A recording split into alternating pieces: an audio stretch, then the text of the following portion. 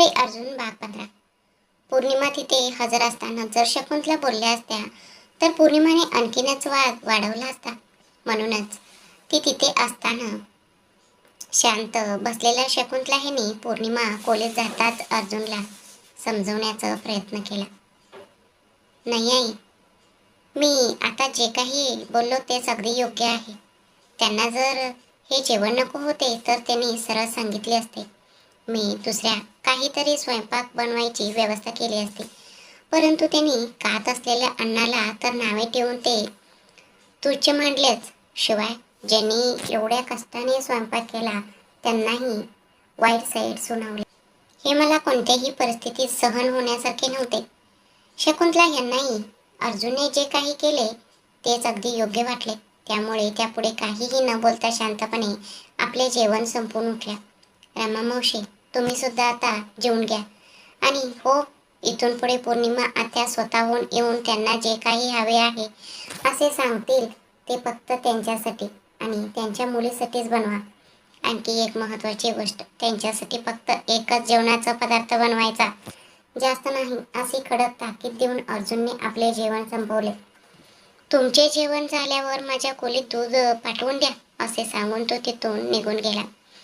ह्या लोकांचे हे सगळे बोलणे स्वयंपाकघरात उभी राहून भांडी घासता घासता ऐकणाऱ्या अदितीचे मन पूर्णपणे खचून गेले. कारण अर्जुनने तुम्ही जेवून घ्या असे फक्त रामाला सांगितले होते. आम्ही सुद्धा माणूसच आहोत ना.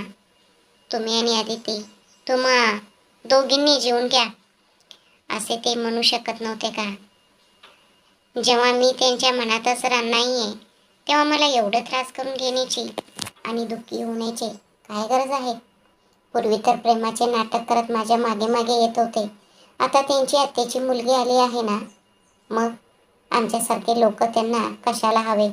त्यांची होईपर्यंत त्यांनी फक्त माझा वापर करून घेतला बस. असा विचार करून तिचे मन प्रचंड जड झाले होते. अदिती, एक बाळा, आपण जेवून घेऊया, असे म्हणून रमाने तिला बोलवले. त्यावर ती रमाला म्हणाली, आई, मला नक्की काम आहेत. नाही, पण भूक नाहीये, मला जेवण नको, तुम्ही जेवून घ्या. मी सकाळी आवराआवराने स्वच्छता केली आहे. सरांनी दूध मागितले होते ना, ते मी त्यांना घेऊन जाऊन देते.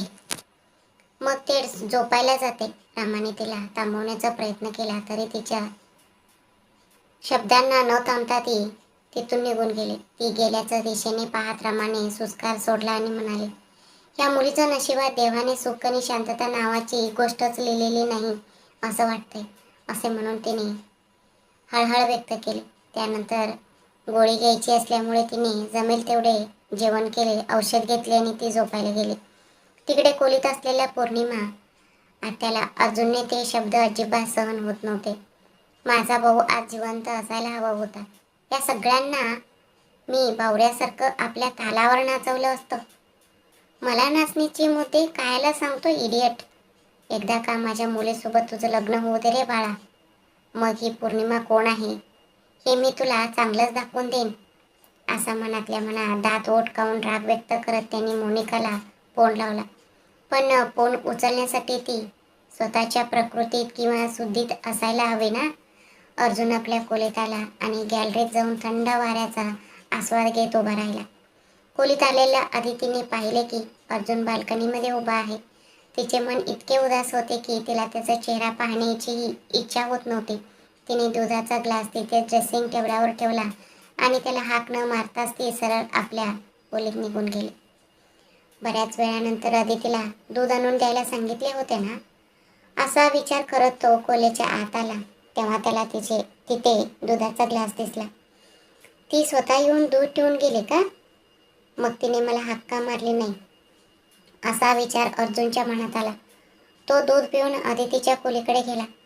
परंतु तिथे गेल्यावर त्याला मोठे आश्चर्य वाटले. कारण तिच्या खोलीत सायली बसली होती. तिच्याकडे संशयाने पाहत तो म्हणाला, सायली, तू इथे काय करत आहेस? त्यावर ती म्हणाली, दादा, ते माझं एक अकाउंट्सचं गणित टॅली होत नव्हतं, म्हणूनच अदितीकडून ते समजून घेण्यासाठी मी इथे आले होते, असे सांगत सायलीने आपले एक पुस्तक त्याला दाखवले. मी तुझ्या खोलीत गेलो होतो सायली, तू तिथे नव्हतीस म्हणून मी पूर्ण घर शोधलो. अगदी टेरेसवर सुद्धा शोधले. शेवटी संशय आल्यामुळे मी इथे आलो. दादा, तू मला शोधत आला होतास का? का बरं? तिने विचारले. आदितीकडे एक तिरप्या कटाक्ष टाकत अर्जुन म्हणाला, सायली, आपल्या घराच्या गोष्टी आपण तिसऱ्या व्यक्तीसमोर बोलायचं असतात का? माझ्या खोलीत चल, असे सांगून तो तिथे एका क्षणाचाही उशीर न करता निघून गेला. तो गेल्यावर सायली आदितीला म्हणाली, वहिनी, तू मनाला लावून घेऊ नकोस आणि उदास होऊ नकोस. त्यावर आदितीने लगेच सायलीच्या तोंडावर हात ठेवला आणि म्हणाले, प्लीज सायली, इथून पुढे तू मला फक्त आदिती म्हणूनच हाक मार. मी ह्या जन्मात तुझी वहिनी होणे कधीच शक्य नाही. तुझ्या दादाने आता स्वतः स्पष्ट सांगितले आहे ना की मी एक तिसरी व्यक्ती आहे म्हणून. मी ह्या घरात एक परकी व्यक्ती म्हणूनच राहून निघून जाणार. मला अशा नको असलेल्या बंधनांमध्ये अडकायला आवडणार नाही. जर तू मला पुन्हा कधी वहिनी म्हणून हाक मारलीस तर मी तुझ्याशी कधीच बोलणार नाही. तिचे हे बोलणे ऐकून सायलीचा चेहरा साफ उतरला. ठीक आहे, मी तुला पुन्हा तसं म्हणणार नाही, असे सांगून ती अर्जुनच्या खोलीच्या दिशेने गेली. आपल्या खोलीत परतलेला अर्जुनला आदितीच्या खोलीत सायलीला पाहून अजूनही थोडे आश्चर्य वाटत होते. तरीही त्याने ते चेहऱ्यावर दाखवले नाही आणि तो शांत राहिला. जर सायलीला समजले असते की तो अदितीशी बोलण्यासाठी तिथे गेला होता तर. म्हणूनच त्याने मी पूर्ण घरात सायलीला शोधत होतो असे खोटे सांगितले होते. या सर्व गोष्टींचा विचार करत उभा असलेला अर्जुनला आज अदितीशी बोलता आले नाही याचे दुःख आणि हताशपणा एकाच वेळी जाणवत होता. चूक तिने केली आहे. माझा शर्ट तिने जाळला आहे. आता जर मी स्वतःहून तिच्याशी बोलायला गेलो तर ती अधिकच गमेंड करेल. तिला साधी एक माफी मागावीशी सुद्धा वाटली नाही का? मी पण बघतो ती आणखी किती दिवस असेच राहते ते, असा विचार करून त्याने तिच्याशी बोलण्याचा प्रयत्न सोडून दिला. दादा, असे हाक मारत अर्जुनच्या खोलीत आलेल्या सायलीला पाहून त्याने आपले विचार बाजूला सारले आणि तो आपल्या बहिणीसमोर उभा राहिला. सुनीलचा फोन आला होता सायली. तुझी परीक्षा संपल्यानंतर आपण साखरपुडा करून घ्यायचं का, असे तो विचारत होता. कारण तुझे अजून 1 वर्षाचे शिक्षण बाकी आहे ना. साखरपुडा झाल्यानंतर 1 वर्षाचा काळ संपेल तोपर्यंत तुझे शिक्षण पूर्ण होईल. जर तुला मास्टर्स करायचे असेल तर लग्नानंतरही तू तुझे शिक्षण पुढे चालू ठेवू शकतेस. तुझे काय म्हणणे आहे यावर, असे अर्जुनने विचारले. तेव्हा तुझी जशी इच्छा दादा, सायली म्हणाली. इथे माझी इच्छा महत्त्वाची ठरत नाही सायली. लग्न झाल्यानंतर सासरच्या घरी तुला इथे राहतेस तसे मनाप्रमाणे मोकळेपणाने वावरता येणार नाही. तुझ्याकडून होईल तितकी मदत तुला घरातील कामांमध्ये करावीच लागेल. नवरा, घर आणि स्वयंपाक हे सगळे सांभाळून तुला तुझे पुढचे शिक्षण पूर्ण करावे लागेल. जर तुझ्यामध्ये हे सर्व योग्य प्रकारे सांभाळण्याचे धैर्य असेल तरच मी तुझे शिक्षण पूर्ण झाल्यावर तुझे लग्न लावून देईन बाळा, असे म्हणत अर्जुनने प्रेमाने तिच्या डोक्यावरून हात फिरवला. दादा, सुनील एक चांगले गृहस्थ आहेत. या पलीकडे त्यांच्याबद्दल फारसे काही माहीत नाही. तुला जसे सोयीचे वाटेल तू तसेच कर, असे म्हणत सायलीने आपला सर्व निर्णय आपल्या दादावर सोपवला. ठीक आहे बाळा, आणि हो, अजून एक गोष्ट, ही परीक्षा संपल्यानंतर सुट्ट्यांमध्ये तू अदितीकडून स्वयंपाक करायला शिकून घे. तुला पुढे त्याचा नक्कीच फायदा होईल, असे अर्जुनने सांगताच तिने होकार दिला. आता जा आणि अभ्यास कर बाळा, असे सांगून तिला पाठवल्यानंतर अर्जुनने आपला लॅपटॉप उघडला आणि तो ऑफिसच्या कामात व्यस्त झाला. सायली निघून गेल्यानंतर अदितीच्या डोळ्यातून अश्रूंचा पूर वाहू लागला. तिने दरवाजा घट्ट बंद केला आणि ते ढसाढसा रडू लागले. का सर, तुम्ही शब्दांचे असे भान मारून मला का टोचून बोलताय? मी असं काय न करायचं पाप केलं होतं? तुमचा शर्ट मी झालेला नाही हे माझं गळापाटेपर्यंत वरडून तुम्हाला सांगावंसं वाटतंय, पण तो अधिकार किंवा ती संधी माझ्याकडे नाही. जर मी सत्य सांगितले तर तुमच्या नात्यांमध्ये मी भांडण लावण्यासारखे होईल. मला तसे करायचे नाही. पासावर चढवल्या जाणाऱ्या गुन्हेगारालाही त्याची शेवटची इच्छा काय आहे हे विचारले जाते आणि त्याला ते सांगण्याचा अधिकार असतो.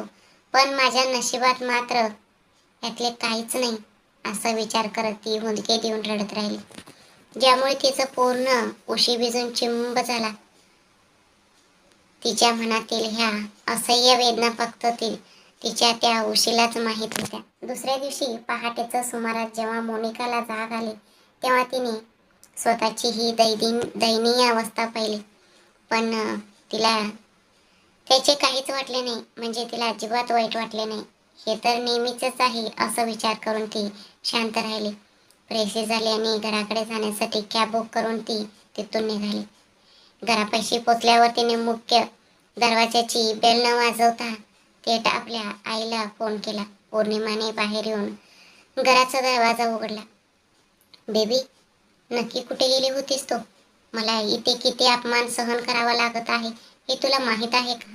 तो अर्जुन एका आफ्टरऑल कामवालीसाठी माझ्या जुन्या दिवसांची आठवण करून देतो. ठाऊक आहे का तुला मला किती हर्ट झालं? असे सांगून पौर्णिमा त्याने कोठे कोठे रडू म्हणजे नाटकाचे अश्रू गळले आणि आज जेवणाच्या वेळी घरात जे काही बोलणे झाले होते त्याचा संपूर्ण अहवाल मोनिका समोर मांडला. पौर्णिमाचे हे सगळे बोलणे ऐकून मोनिकाला प्रचंड राग आला. एका घर काम करणाऱ्या मुलीसाठी माझ्या आईला एवढे सगळे बोलणे ऐकावे लागले का? असं विचार करत ती म्हणाली, मॉम प्लीज रडू नकोस, मी सगळं काही पाहून घेईन. त्यावर पौर्णिमा म्हणाल्या, तू काय पाहून घेणार आहेस ग? तू नेहमी फ्रेंड्स, पार्टी, पब आणि ड्रिंक्स ह्यांच्यातच फिरत राहिलीस तर तू ह्या घराची मालकीण झाल्यासारखीच समज की मग. शंकुतला वहिनींना ह्या सर्व गोष्टी अजिबात आवडत नाहीत मोनिका. तू जर असे अंग प्रदर्शन करणारे कपडे घालत राहिलीस तर त्या तुला या घराची सून म्हणून स्वीकारायला कशी काय तयार होतील सांग बरं. भारतात आल्या आल्या तू इथल्या सर्व गोष्टी विसरल्यासारखी वागत आहेस मोनिका. त्यांनी तिला कळसावून सांगितले, ओके मॉम, सॉरी. मला सर्व काही चांगले आठवते आहे. तुझे ते पती, माझे वडील हॉस्पिटलमधून डिस्चार्ज होऊन भारतात येईपर्यंत मी आणि अर्जुन लग्न बंधनात अडकलेले असो. समजले ना? इथून पुढे माझे जे काही काम असेल ते ह्याच घरात असेल. उद्यापासून तुला माझे एक नवीनच रूप पाहायला मिळेल. आता तू शांतपणे जाऊन झोप, असे म्हणत तिने आपल्या आईला पाठवून दिले. इकडे अर्जुनला आदित्यचा चेहरा पाहता आला नाही आणि तिच्याशी बोलता आले नाही. ह्याच विचारात तो हताश झाला होता. तरीही ती स्वतःहून जोपर्यंत माझ्याकडे येऊन माफी मागत नाही तोपर्यंत मी तिच्याशी बोलणार नाही, असं निश्चय करून तो झोपेचं आधीन झाला.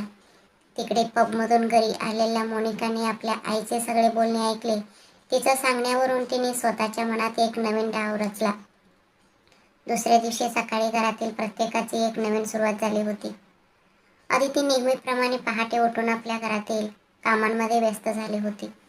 तिने सर्वांसाठी चहा, कॉफी, ग्रीन टी आणि बूस्ट बनवून ते आपापल्या खोलीत नेऊन दिले. सर्वांना हे पेय देऊन झाल्यानंतर ती स्वयंपाकघरात परतली आणि सगळ्यांसाठी इडल्या बनवण्याच्या कामात मग्न झाली. ए अदिती, अदिती, ए कामवाली, जरा इकडे ये पाहू, असे हॉलमध्ये उभा राहून ती जोरात ओरडत असताना गडबडलेली अदिती घाबरून हॉलमध्ये आली.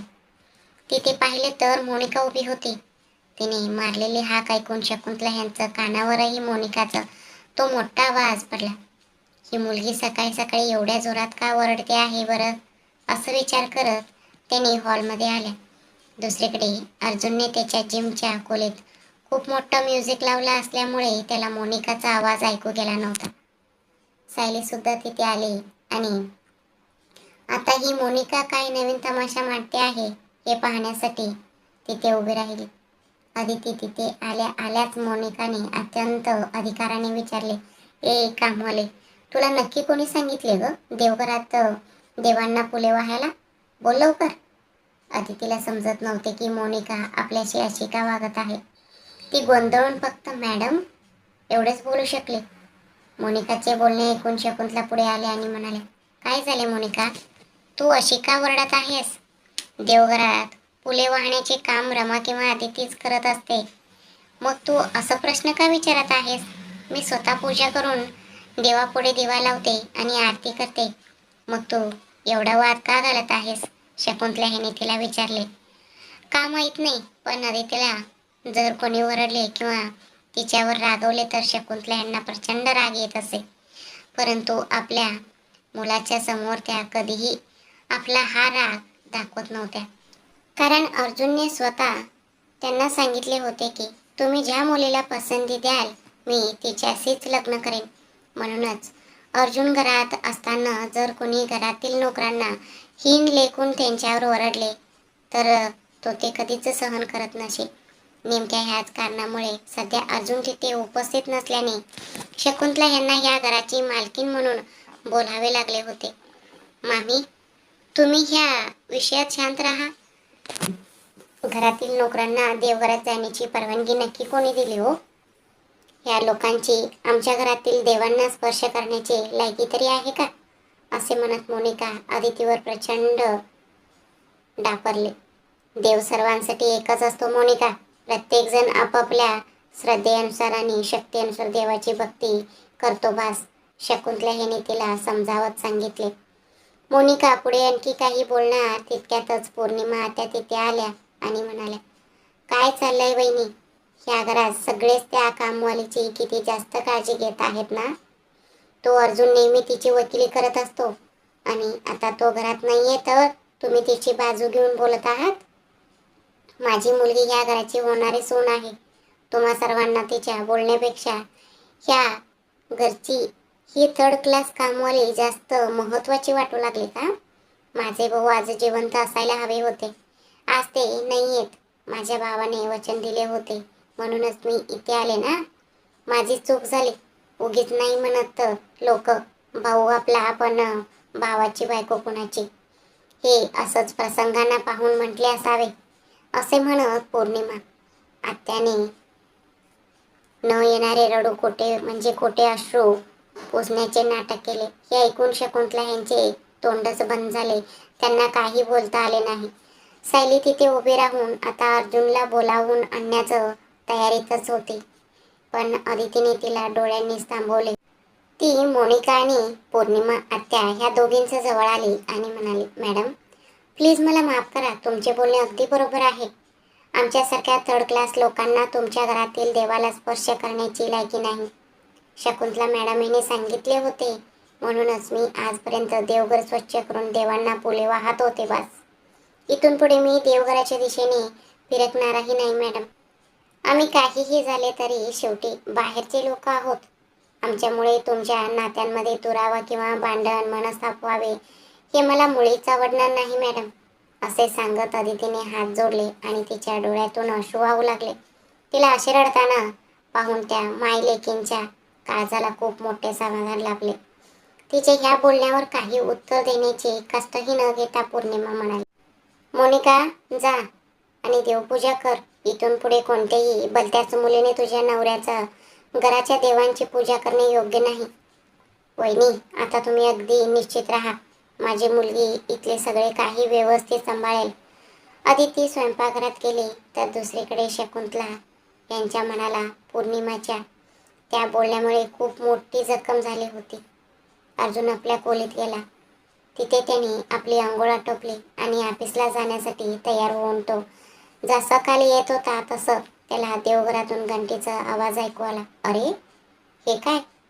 घरात आता ह्या वेळेस पूजा चालू आहे.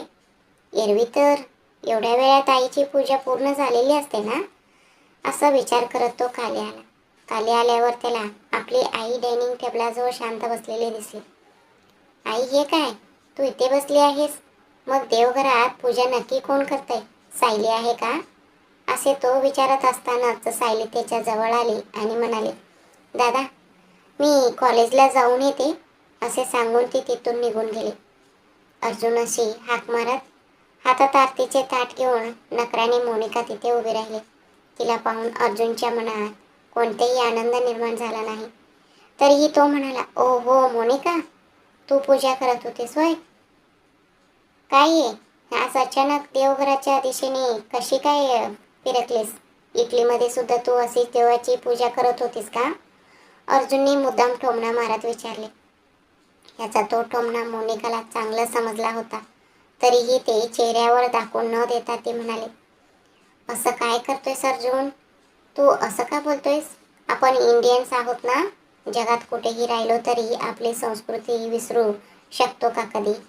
बर, आता हे घे आरती, असे म्हणत तिने आरतीचे ताट त्याच्या चेहऱ्याजवळ नेले. इच्छा नसतानाही अर्जुनने आरती घेतली. त्यानंतर मोनिका शकुंतला यांच्याकडे वळून म्हणाले, मामी, तुम्ही पण आरती घ्या.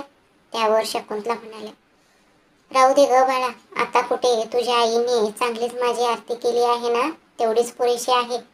तू आधी जाऊन देवघरात ते आरतीचे ताट व्यवस्थित ठेवून दे, नाहीतर तुझा हात भाजून जाईल. असे म्हणून त्या अर्जुनकडे वळल्या आणि त्याच्याशी बोलू लागल्या. तिकडे स्वयंपाकघरात डोळ्यातून अश्रू गाळत आपले काम करत राहणाऱ्या आदितीला पाहून रमाचे काळीज हेलावले. म्हणजे तिला खूप वाईट वाटले. हे अगदी त्रिकालाबद्धित सत्य होते. अदिती बाळा, असे म्हणत ती पुढे काहीतरी सांगणार तितक्यात तिला मध्येच थांबवत अदिती म्हणाली, आई, ही गोष्ट कोणत्याही कारणास्तव अर्जुन सरांना कळता कामा नये. त्यांना आपल्याबद्दल काळजी असली तरी त्या काळजीपोटी तिसऱ्या व्यक्तीवरून घरातल्या लोकांमध्ये भांडण व्हायला नको. तुम्ही जर ही गोष्ट कुणाला सांगितली तर तुम्हाला माझी शपथ आहे. असे म्हणत तिने आपले तोंड पुसले. मग इडल्यांचा हॉट बॉक्स उचलून ती डायनिंग टेबलाच्या दिशेने निघाली. अदितीला पाहून रमाला राग आला होता. अति चांगुलपणा सुद्धा चांगला नसतो बाळा. तुला हे कधी समजेल देव जाणे. असं निश्वास टाकत सांबार आणि चटणी घेऊन तीही तिच्या पाठीपाठ गेली. सगळ्यांना नाश्ता वाढल्यानंतर अर्जुनने आपल्या आईला म्हणजेच शकुंतलाला विचारले, आई, सायली नाश्ता न करताच कॉलेजला गेली का? एवढी काय घाई होती तिला की अजून नाश्ता तयार झाला नव्हता? नेमक्या अशाच गोष्टींची एखाद्या बगळासारखी वाट पाहत बसलेल्या पौर्णिमा आणि मोनाने एकमेकांकडे डोळ्यांनीच इशारा केला. हो अर्जुन, नाश्ता अजून तयारच झाला नव्हता बघ. बिचारी उपाशी पोटीच कॉलेजला गेली. ह्या घरात जर सगळेच नोकर चाकरांना असं पाठिंबा देऊ लागले तर मग त्या तरी काय करणार सांग बरं? लोक अशाच रीतीने डोक्यावर येऊन बसतात. पौर्णिमा आत्याने अत्यंत कोचकपणे टोमणा मारला. पण शकुंतला लगेच म्हणाल्या, अर्जुन, नाश्ता बनवायला काही उशीर झाला नव्हता रे. मोनिका देवघरात पूजा करत होती ना, आणि पूजा झाल्याशिवाय आमच्या घरात कोणी नाश्ता करत नाही हे सायलीला ठाऊक आहे. म्हणूनच ती लवकर निघून गेली. तिची परीक्षा चालू आहे ना, त्यामुळे ती लवकरच घरी परतेल. तू काळजी करू नकोस. नाश्ता कर आणि निघ. तुलाही ऑफिससाठी उशीर होईल. पौर्णिमा आत्याच्या ह्या बोलण्यामुळे अदितीचे मन मात्र पूर्णपणे खचून गेले. तरीही घरातील इतरांना ते चेहऱ्यावर दाखवून न देता तिने सर्वांना शांतपणे नाश्ता वाढला. अर्जुनने मात्र अदितीकडे एक नजरही न टाकता गुपचूप आपला नाश्ता उरकला. तिकडे कॉलेजमध्ये पोचलेल्या सायली समोर अचानक सुनील आले. त्यांना समोर पाहताच तिच्या मनात एक अनामिक संकोच आणि विचित्र लाज दाटून आली. कारण तिने आजपर्यंत त्यांच्याशी साध्या सुरात किंवा नीट संवादही साधला नव्हता. काही प्रसंगात तर ती त्यांच्यावर उगीच जोरात ओरडलेली होती. पण तरीही, मी तुझ्यावर प्रेम करत आहे असे म्हणून सुनीलने जेव्हा जेव्हा तिला विनवणी केली होती तेव्हा देखील त्याच्यावर जोरात ओरडली होती, हे खरे आहे. पण घरात त्यांच्या म्हणजे दोघांच्या लग्नाविषयी समजल्यापासून तर त्याला तोंड दाखवायला किंवा त्याच्याशी बोलायला तिला एक प्रकारची मोठी धाकधूक आणि संकोच वाटत होता. मिसेस सायली, आज काय आहे? तुम्ही इतक्या लवकर आलात? काही बिनसले आहे का? सुनीलने विचारले. त्याच्या बोलण्यातील काळजी सायलीला स्पष्ट जाणवत होती. ते तसं काही नाही. मला नाश्ता करायचा होता म्हणूनच मी लवकर आले.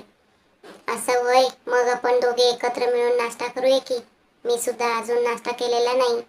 माझे आई आणि वडील दोघेही एका मित्राच्या लग्नाला गेले आहेत, त्यामुळे घरात नाश्ता बनवला नव्हता, तो म्हणाला. हां, असे म्हणत तिने संमती दर्शक मान हलवले. तिच्या ह्या होकारानेच सुनीलला खूप मोठा आनंद झाला. कॉलेजच्या कॅन्टीनमध्ये नको, आपण बाहेर कुठेतरी जाऊया का? त्याने विचारले. सायलीला सुद्धा त्याचे म्हणणे पटले आणि ते दोघे चालतच जवळच्या एका चांगल्या कॅन्टीनमध्ये म्हणजे हॉटेलमध्ये गेले. सुनील आणि सायली दोघे बाहेर हॉटेलमध्ये नाश्ता करण्यासाठी आले. सुनीलने जेव्हा विचारले, तू काय घेणार, तेव्हा ती म्हणाली, सर मला फक्त एक इडली वडा पुरेसा आहे. ओके म्हणत त्याने सायलीने मागवलेला इडली वडा आणि स्वतःसाठी एक मिसळ अशी ऑर्डर दिली. सायली, आज तुझं शेवटचं पेपर आहे ना, त्याने विचारले. हो सर, ती फक्त एवढेच म्हणाली. एरवी घरातील इतर सर्वांसमोर मन मोकळेपणाने बडबड करणारी सायली सुनीलच्या समोर मात्र एकदम शांत होत होती. तोपर्यंत त्या दोघांनी ऑर्डर केलेला नाश्ता टेबलावर आला होता. एकमेकांचे शेअर करून खाणे इतकी जवळीक अजून आपल्या दोघांमध्ये निर्माण झालेली नाही, असा विचार करून सुनील शांत राहिला.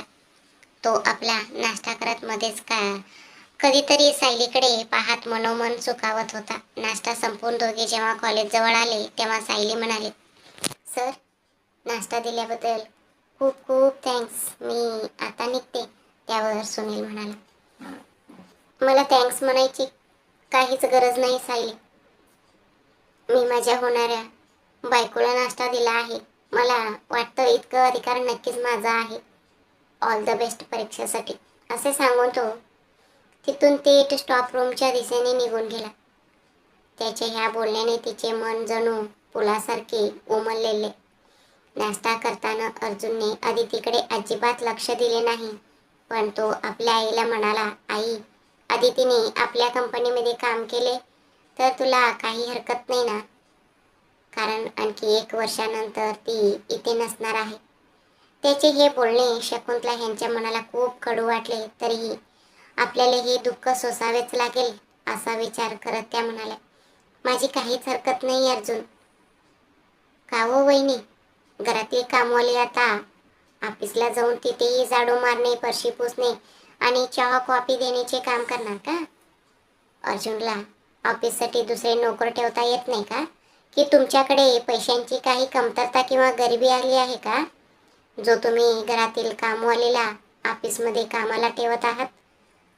पौर्णिमा आत्याने अत्यंत उपरोधिकपणे टोमणा मारला. त्यावर अर्जुन हलकेच हसला आणि म्हणाला, हो आत्या, आम्हाला पैशांची खूप मोठी नड आली आहे. या घरावर आजही खूप मोठे कर्ज आहे. कसाबसा येणाऱ्या पैशांमधून मी ते कर्ज फेडत आहे. त्याशिवाय ती घरात फक्त सकाळच्या वेळीच काम करते ना, त्यामुळे तिने ऑफिसला येऊन झाडू मारणे आणि फरशी पुसून जाण्यासाठी माझ्याकडून कधीही पगारची अपेक्षा केलेली नाही. म्हणूनच मी तिला माझ्यासोबत घेऊन चाललो आहे. त्याचे हे बोलणे ऐकून पौर्णिमा त्याचा आनंद गगनात मावेनासा झाला. त्या म्हणाल्या, असं होय अर्जुन, मग माझ्या मुलीला सुद्धा तुझ्या ऑफिसमध्ये सोबत घेऊन जा ना. तिला पण ऑफिसचे काम शिकवून दे, तुलाही तिची चांगली मदत होईल. त्यावर अर्जुन तिरकस हसून मोनिकाकडे पाहिले आणि विचारले, मोनिका, तुझ्या डिग्रीमध्ये तुला नक्की किती मार्क्स मिळाले होते ग? ते मी फक्त जस्ट पास झाले होते, ती म्हणाली. ओ असं वय, मग मास्टर्स करताना तू अचानक 90% जास्त गुण कसे मिळाले बरं? अर्जुनने थेट विचारले. त्यावर मोनिका एकदम गप्प झाली. अर्जुनने एक तिरकस हसू दिले आणि म्हणाला, हां, तुझ्यासारखे पैशांच्या जोरावर अदितीने आपली पदवी मिळवलेली नाही आणि त्यात तू तर फक्त काटावर पास झाले आहेत. पण ती प्रत्येक परीक्षेत डिस्टिंक्शने पास झाली आहे, असे तिने अत्यंत अभिमानाने सांगितले. जरी तो सध्या अदितीशी बोलत नसला तरी तिच्या हुशारीवर आणि तिच्या हाताच्या चवीवर त्याला मनापासून प्रचंड अभिमान होता. अर्जुन, तू माझ्या मुलीशी तुलना त्या एका कामवाल्या मुलीशी करतोयस का? हे अजिबात योग्य नाही. पौर्णिमा त्या रागाने म्हणाल्या, हो आत्या, तुम्हाला आमच्या घराच्या गोष्टीमध्ये पडण्याची काय गरज आहे? तुम्ही इथे आला आहात तर 4 दिवस आरामात राहा आणि निघून जा बास. ते सोडून जर तुम्ही आमच्या घराविषयी किंवा आमच्या घरातील माणसांविषयी फालतू बोललात तर मी अजिबात गप्प बसणार नाही. अदिती आमच्या घराच्या रमा मावशींची मुलगी आहे. ती सुद्धा खूप छान शिकलेली आहे. एवढी शिकलेली मुलगी फक्त भांडी घासून स्वतःचे जीवन जगणार, हे अजिबात योग्य नाही. तिने फक्त स्वयंपाकघरापुरतेच मर्यादित राहता कामा नये. तिला पुढे एक चांगले जीवन मिळवून देणे हे आमचे कर्तव्य आहे. पुढे जेव्हा तिचे लग्न होईल आणि ती सासरी जाईल तेव्हा तिने स्वतःच्या पायावर उभे राहिले पाहिजे. नेमक्या ह्याच कारणासाठी मी तिला ऑफिसला यायला सांगत आहे. जर तुम्हाला हे सर्व सहन होत नसेल तर घराचे दरवाजे उघडे आहेत. तुम्ही कुशाल इथून जाऊ शकता. आम्ही इथे कुणालाही राहा म्हणून हात पाय धरून गायवाया करत बसलेलो नाही, असे अर्जुनने अगदी खडक शब्दात टणकावून सांगितले. त्यानंतर तो स्वयंपाकघरात आला आणि तिथे उभा राहून आदितीकडे न पाहताच म्हणाला, रमा मावशी, तुमच्या मुलीला लवकर तयार होऊन माझ्या ऑफिसला यायला सांगा. इथून पुढे सुद्धा तिने सकाळी नाश्ता बनवून ठेवायचा आणि दुपारचे जेवण घेऊन अगदी वेळेवर ऑफिसला पोचायचे, हे तिला नीट सांगून ठेवा. असे सांगून तो तिथून निघून गेला. तेव्हा आदितीला मनातून खूप आनंद झाला. इथून बाहेर पडल्यावर पुढे माझ्या आयुष्याचे काय होईल असा विचार करणाऱ्या आदितीसाठी काम शिकणे खूप महत्त्वाचे होते. तिने रामाच्या माध्यमातून अर्जुनच्या ह्या निर्णयाला आपली संमती दर्शवली. अर्जुन निघून गेल्यावर पौर्णिमा आत्या म्हणाल्या, वहिनी, काय चाललंय हे सगळं? आमच्या समोर तर तुम्ही लवकरात लवकर अर्जुन आणि मोनिकाचे लग्न लावून देऊया असे म्हणून फोन करून बोलवणाऱ्या तुम्हीच ना. आणि आता अशा वेळी पावला पावलावर प्रत्येक गोष्टीवरून आमचा अपमान करणाऱ्या सुद्धा तुम्हीच आहात. हे वागणे तुम्हाला कितपत योग्य वाटते आहे वहिनी? पौर्णिमाने संतापून विचारले. हो पौर्णिमा, मी तुला फोन केला होता. हे जितके खरे आहे तितकेच लग्न लावून देऊ असे म्हटल्याचेही खरे आहे. परंतु मी एका वर्षाच्या आत असे सांगितले होते. लवकरात लवकर किंवा घाईघाईने लग्न लावून देऊ असे मी कधीच म्हणाले नव्हते. जर तुम्ही तुमच्या मनाप्रमाणे सर्व शब्दांचा अर्थ बदलून घेणार असाल तर मी तरी काय करू? त्याशिवाय तुम्ही दोघी जेव्हापासून ह्या घरात आल्या आहात तेव्हापासून तुमच्या वागण्या बोलण्याने मला खूप मानसिक त्रास दिला आहे पौर्णिमा. माझ्या मुलाने जर ह्या लग्नाला नकार दिला तर हे लग्न लावून देण्याचा माझा कोणताही विचार नाही. कारण तुमच्या भावाने तुला दिलेले वचन मी पूर्ण करू शकले नाही, अशी मी त्यांची माफी मागून घेईन. मला पूर्ण खात्री आहे की स्वर्गात असले तरी त्यांना माझी ही विवशता आणि दुःख नक्कीच समजेल. बस इथून पुढे ह्या घरात राहायचे असेल तर पाहुण्यांसारखे गुपचूप राहा, नाहीतर तुम्ही दोघी परत इटलीला जाऊ शकता. तुमच्या तिकिटांचे बुकिंग करण्याची सगळी व्यवस्था मी स्वतः करून देते, असे शकुंतला ह्यांनी टणकावून सांगितले आणि त्या तिथून उठून निघून गेल्या. त्या मायलेकींना आता आपल्या खूप मोठा अपमान झाल्यासारखे वाटत होते.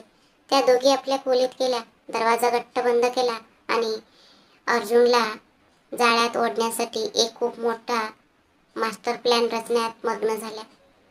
अदिती बाळा, तू शक्य तितक्या लवकर काम शिकून घे आणि ह्या घरातून निघून जा बाळा. हे लोक आज जसे वागत आहेत उद्याही तसेच राहतील की नाही याबद्दल शंकाच आहे. पूर्वी तो अर्जुन तुझ्याशी किती छान बोलायचा, तुझी किती काळजी घ्यायचा. मी सुद्धा तेच सत्य मानून माझ्या मुलीचे आयुष्य सुधारेल असा विचार केला होता. परंतु वास्तव काहीतरी वेगळंच आहे हे मला खूप लवकर समजून चुकले आहे, असे म्हणत रमा उरलेल्या स्वयंपाकाच्या कामात व्यस्त झाले. अदितीने सुद्धा दुपारच्या जेवणाची सगळी तयारी केली आणि ती आपल्या खोलीत गेली. नाईलाजाने अर्जुननेच तिला घेऊन दिलेला कपड्यांपैकी एक ड्रेस काढून तिने घातला आणि ती तयार होऊ लागली. तेवढ्या शकुंतला तिला शोधत तिथे आल्या. आपल्या खोलीपाशी त्यांना आलेले पाहून आदितीला खूप आश्चर्य वाटले. मॅडम, तुम्ही इथे? तुम्हाला काही हवे होते तर मला हाक मारायची ना, मी स्वतः आले असते. आधीच तुमचे गुडघे खूप दुखतात, ती म्हणाली. तिच्या ह्या काळजीयुक्त शब्दांनी शकुंतला यांचे मन भरून आले.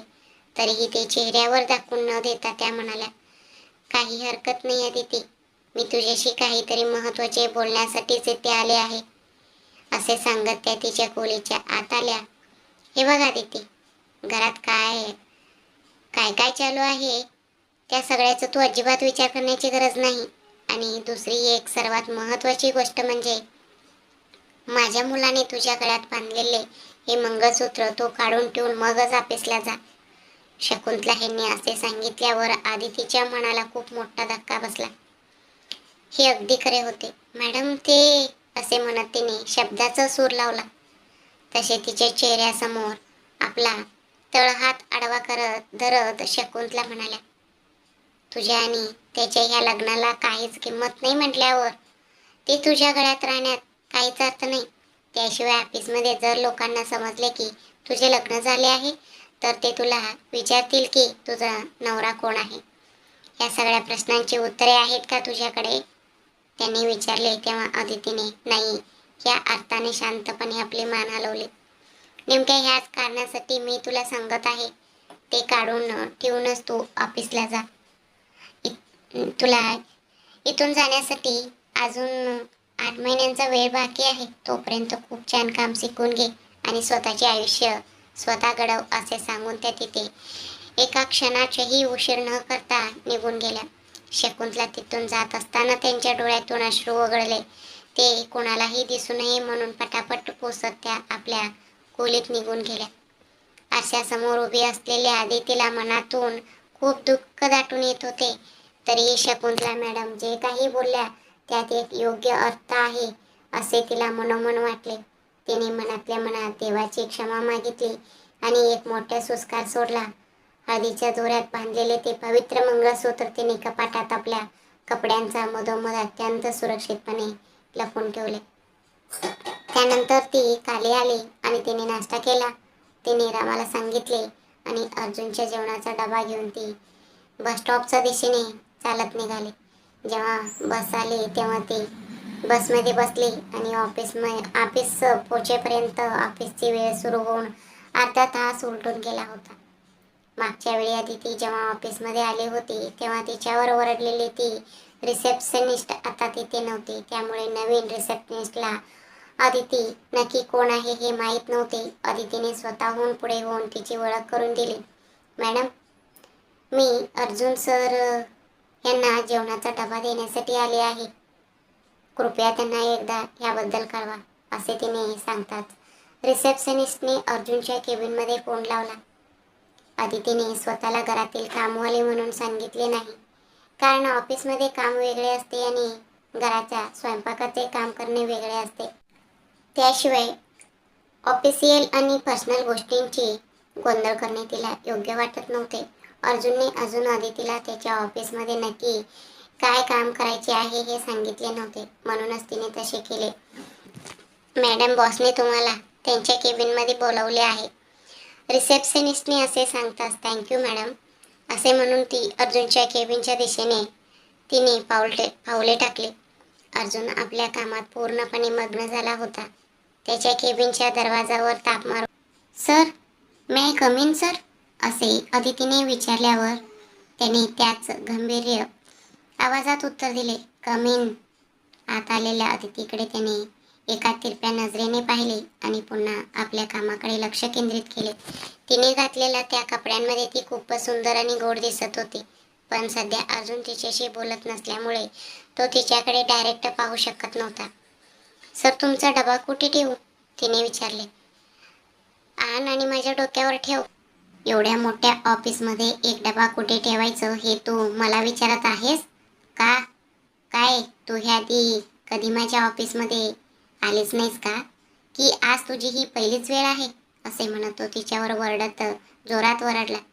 त्याच्या अशा वरडण्यामुळे ती 2 पावले मागे सरकली आणि सॉरी सर असे म्हणत तिने त्याच्या केबिनमध्ये असलेल्या छोट्या किचनमध्ये डबा ठेवला आणि अदिती डबा ठेवून बाहेर आली तेव्हा अर्जुन तिच्या अगदी जवळ येऊन उभा राहिला होता. त्याला अचानक इतक्या जवळ पाहून अदिती 2 पावले मागे सरकली, पण मागे जाण्यासाठी आणखी जागा नसल्यामुळे ती थेट भिंतीला टेकून उभी राहिली. तिच्या चेहऱ्याजवळ स्वतःचा चेहरा आणत तो म्हणाला, आज तू ऑफिसला पूर्ण अर्धा तास उशिरा आली आहेस. आज तुझा पहिला दिवस आहे म्हणूनच मी तुला एक्सक्यूज देत आहे. इथून पुढे जर हे पुन्हा घडले तर मी माणूस म्हणून वागणार नाही. चूक झाल्यावर तुझ्यासाठी माफी नावाचा शब्द अस्तित्वात आहे की नाही हे मला माहीत नाही, पण माझ्या बाबतीत तसे नाही. माझ्या ऑफिसमध्ये ज्याने कोणी चूक केली त्याला त्याची योग्य ती शिक्षा मिळावी अगदी अटळ आहे असे तो तिच्या डोळ्यात डोळे घालून म्हणाला. अर्जुनचे हे शब्द अदितीच्या काळजाला थेट जाऊन टोचले.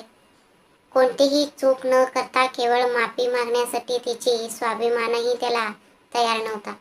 एवढ्या मोठ्या ऑफिसचे बॉस म्हणून घेणाऱ्या ह्या माणसाकडे जर कोणी काही सांगू पाहत असेल तर ते ऐकून घेण्याची साधी संयम सुद्धा नाही, असा तिने मनात विचार केला.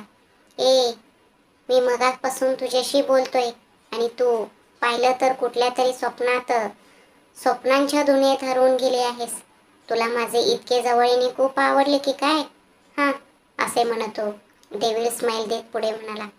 असं विचाराने साहजिकच आहे म्हणा. शेवटी एक मोठ्या कंपनीचा बॉस आहे मी.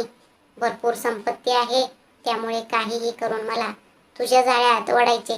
असंच प्लॅन केला असेल तू. अर्जुनच्या ह्या अत्यंत घाणेरड्या आणि कोचक टोमण्यावर अदितीच्या डोळ्यातील अश्रू हेच तिचे एकमेव उत्तर होते. असे रडून रडून तुला माझी कंपनी बुडवायची आहे की काय?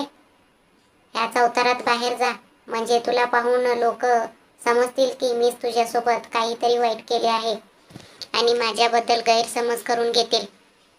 बंद कर तोंड, असे अर्जुनने ओरडताच तिने आपले दोन्ही हात तोंडावर ठेवले आणि हुंदके दाबून आपले दुःख मनाच्या मनात गिळले. जा आधी जाऊन तोंड धुवून ये. मला तुझा हा अपशकुनी चेहरा पाहायची अजिबात इच्छा नाही, असे म्हणत तो मागे सरकला. तिच्यासाठी तेवढेच पुरेसे होते. तिने लगेच बाथरूममध्ये पळ काढला, चेहऱ्यावर पाणी मारले, चेहरा व्यवस्थित पुसला आणि ती बाहेर आली. तिला तसे पाहून तो पुन्हा तिच्या जवळ आला आणि म्हणाला, हेच फर्स्ट अँड लास्ट. इथून पुढे तू माझ्या कोणत्याही पर्सनल वस्तूंना हात लावायचा नाहीस. मग ते घर असो वा ऑफिस, दोन्ही ठिकाणी हाच नियम राहील. असे बोलून त्याने इंटरकॅपवरून कॉल करून कोणाला तरी आपल्या केबिनमध्ये बोलवले आणि तो स्वतःच्या खुर्चीवर जाऊन बसला. मे आय कम इन सर, असा दरवाजा पैशी आवाज आला. त्यावर कम इन असे अर्जुनने अत्यंत गंभीर आवाजात सांगितले. आता अर्जुनच्या समोर एक देखणा तरुण उभा होता. सर, तुम्ही बोलावले होते? त्याने विचारले. त्यावर अर्जुन म्हणाला, हो मिस्टर विक्रम, यांचे नाव अदिती आहे. ह्या नवीन जॉईन आहेत. माझ्या आईच्या रिकमेंडेशनवर कामाला आले आहेत. तुमच्या अकाउंट्स डिपार्टमेंटमध्ये सध्या कोणते काम रिकामे आहे?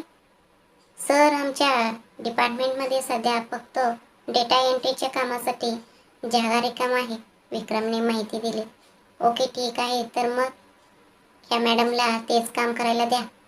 कोणतेही काम फक्त एक किंवा जास्तीत जास्त दोनदाच समजून सांगा. जर तेवढ्यात त्या शिकल्या नाहीत तर ते टाणून माझ्या समोर उभे करा. पुढचे काय करायचे ते मी स्वतः पाहून घेईन, अर्जुनने कडक शब्दात सूचना दिली. विक्रमने सुद्धा ओके सर असे म्हणत संमतीदर्शक मान हलवली आणि अदितीला तिथून आपल्यासोबत घेऊन गेला. मिस अदिती, आय एम विक्रम, असे म्हणत त्याने आपला हात पुढे केला. त्याच्या हाताकडे पाहत अदितीच्या मनात हँडशेक करू की नको असा मोठा गोंधळ निर्माण झाला.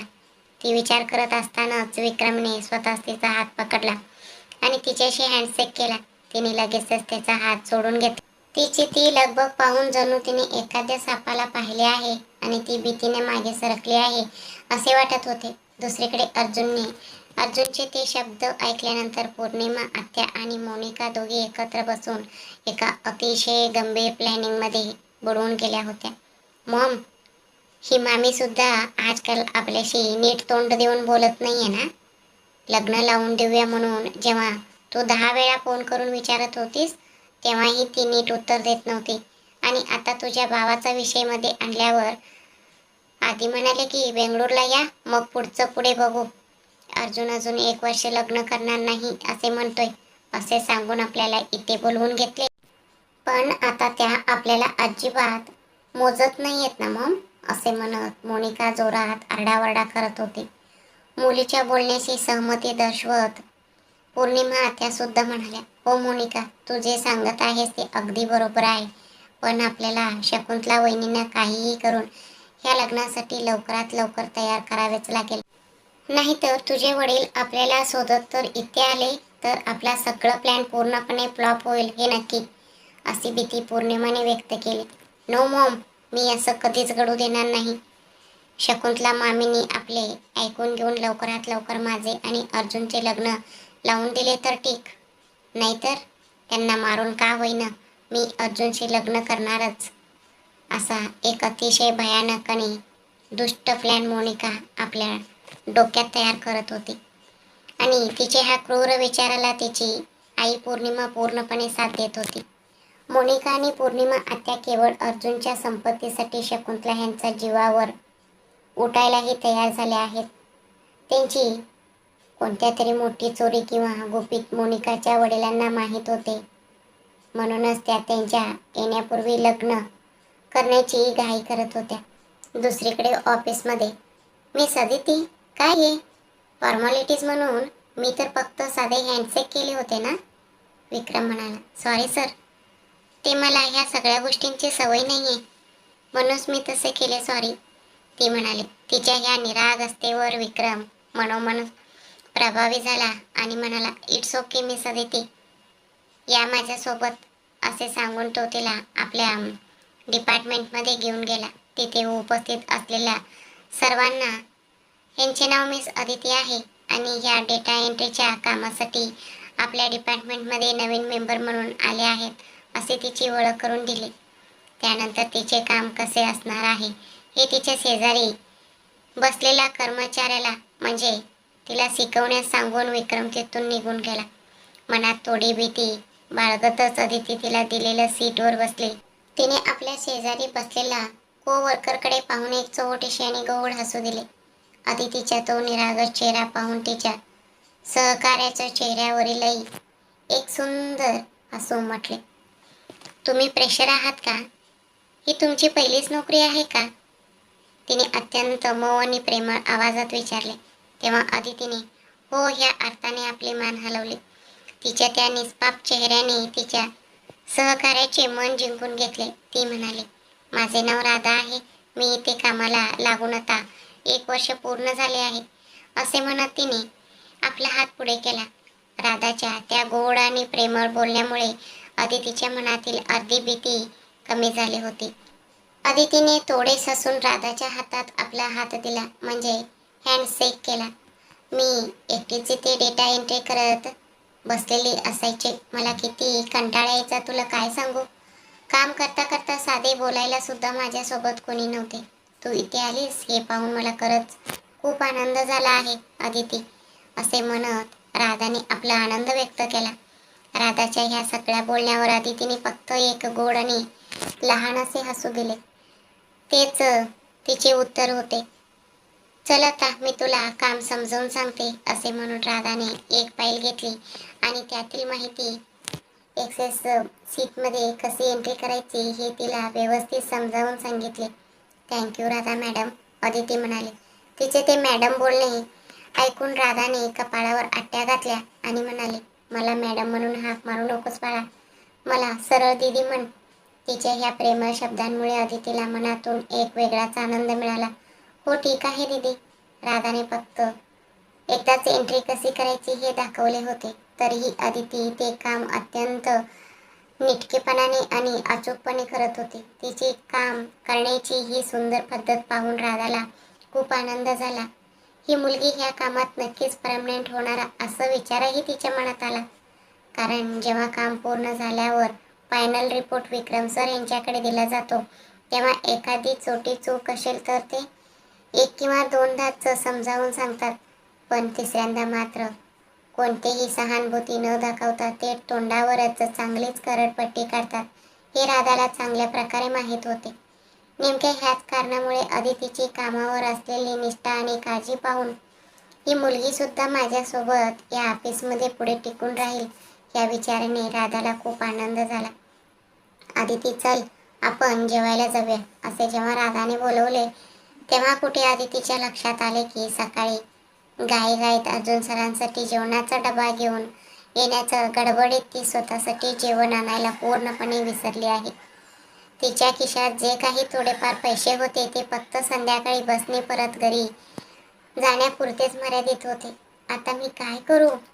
जर पहिल्याच दिवशी जेवायला जात नाही असे सांगितले तर लोकांना वाटेल की माझ्यात खूप घमंड आहे, असा विचार करत अदिती म्हणाले, दीदी तुम्ही पुढे व्हा, मी वॉशरूममध्ये जरा जाऊन येऊन भेटते, असे सांगून ती वॉशरूमच्या दिशेने गेली. राधासुद्धा दुपारच्या जेवणासाठी कॅन्टीनच्या दिशेने निघून गेले. तिकडे अर्जुनने मात्र अदितीने बनवलेल्या जेवणाचं एक कणही न सोडता जेवण पूर्ण संपवले.